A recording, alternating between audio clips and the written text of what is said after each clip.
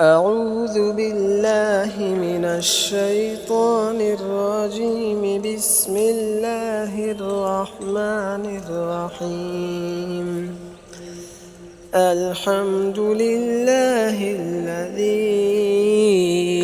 أنزل على عبده الكتاب ولم يجعل له عوجا قيما لينذر بأسا شديدا من لدنه ويبشر المؤمنين الذين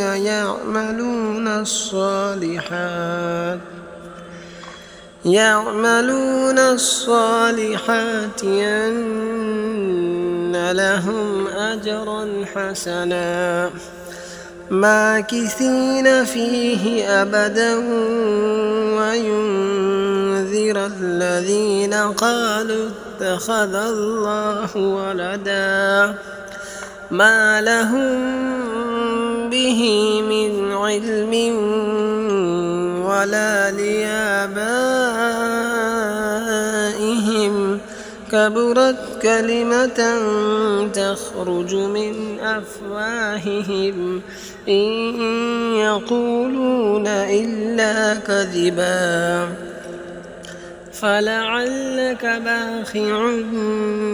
نفسك على آثارهم إن لم يؤمنوا بهذا الحديث أسفا إنا جعلنا ما على الأرض زينة لها لنبلوهم أيهم أحسن عملا وإنا لجاعلون ما عليها صعيدا جرزا أم حسبت أن أصحاب الكهف والرقيم كانوا من آياتنا عجبا إذ أوى الفتية إلى الكهف فقالوا ربنا آتنا من لدنك رحمة وهيئ لنا من أمرنا رشدا